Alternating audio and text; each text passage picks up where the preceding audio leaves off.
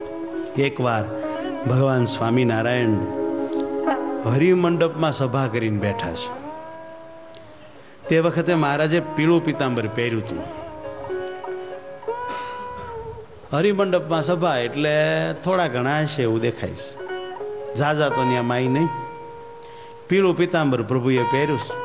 એવી વખતે ડભાણ ગામનો એક ઝવેર ભગત ત્યાં આવ્યા, આવીને સભામાં બેઠા.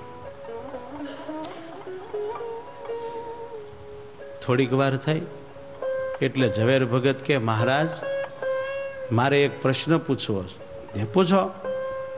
હે મહારાજ, અક્ષરધામમાં ભગવાનની મૂર્તિ કેવી છે?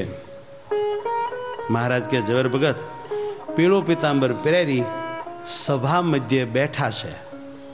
મહારાજ હું અક્ષરધામનું પૂછું છું. ઝવેર ભગત હું અક્ષરધામનું જ કહું છું. ઝવેર ભગત કે હે મહારાજ દયા કરીને મને તે મૂર્તિ દેખાડો ને. મહારાજ કે એમ, તને આ મૂર્તિ ને એ મૂર્તિ એક નથી સમજાતી. કાંઈ વાંધો નહીં. મહારાજે કરાવી સમાધિ. ઝવેર ભગત તો ગયા ધામમાં.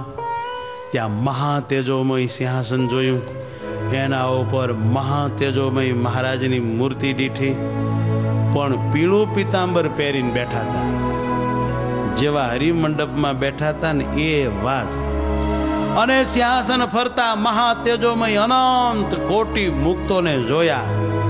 તે જોઈને ઝવેર ભગતના મનમાં અતિ આશ્ચર્ય થયો કે અહો અહો અહો, સુખ સુખ થઈ ગયો. પછી સમાધિમાંથી મહારાજે એને બહાર આણ્યા. ત્યારે ભગત બોલ્યા, હે મહારાજ, હે મહારાજ, ધામની મૂર્તિ અને આ મૂર્તિમાં એક રોમનો પણ ફેર નથી. અનુભવાઈ ગયું. મહારાજ કે એ તો હું કહેતો તો. હવે પાકું. આ તો અનુભવેલી વાત, સાંભળેલી નહીં, કોણની નહીં, અંદરની.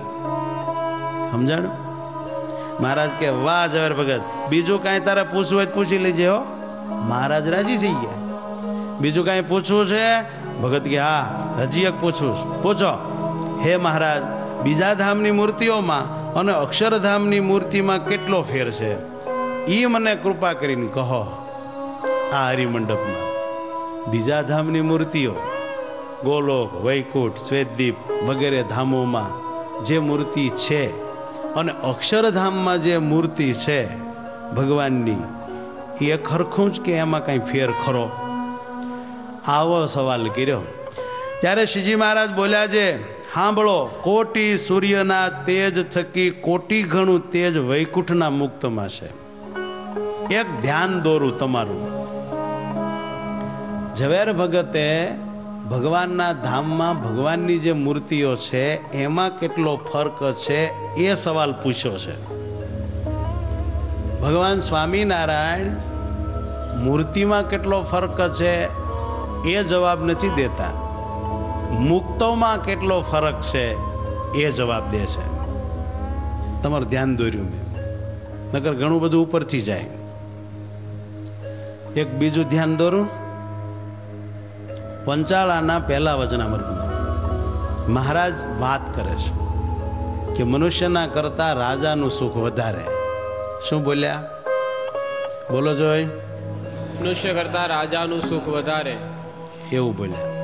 વ્યક્તિને ઉદ્દેશીને વાત કરે છે. પંચાળાનું પહેલું વાંચ્યું છે? ન વાંચ્યું હોય તો વાંચી લેજો. મનુષ્યના કરતા રાજાનું સુખ વધારે, રાજાના કરતા ઇન્દ્રનું સુખ વધારે, ઇન્દ્રના કરતા બ્રહ્માનું સુખ વધારે. ત્યાં સુધી વાત કરતા કરતા મહારાજ વ્યક્તિને ઉદ્દેશીને બોલતા રહ્યા. અને ત્યાંથી આગળ ગયા ત્યારે વ્યક્તિ છોડી દીધી, સ્થાન ઉપર જતા રહ્યા અને બોલ્યા કે બ્રહ્માના સુખ કરતા વૈકુંઠ ધામનું સુખ વધારે. સ્થાનમાં થઈ ગયા. અને વૈકુંઠ ધામના સુખ કરતા ગોલોક ધામનું સુખ વધારે, અને ગોલોકના સુખ કરતાય અક્ષરધામનું સુખ અતિશય અધિક છે.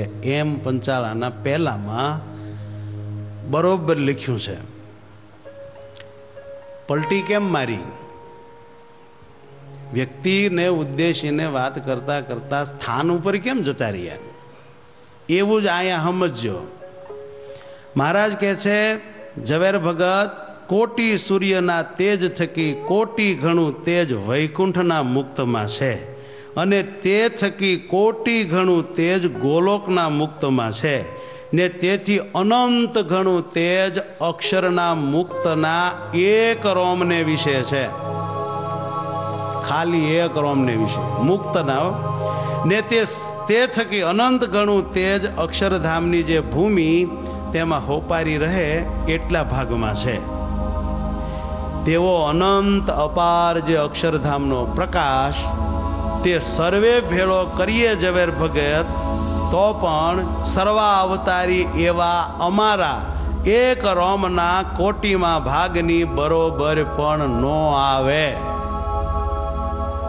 એવા મોટા અમે છીએ તે કેવળ કરુણાએ કરી અનંત જીવના ઉદ્ધાર કરવા માટે પ્રગટ થયા છીએ, એમ આ હરિમંડપમાં મહારાજ બોલેલા.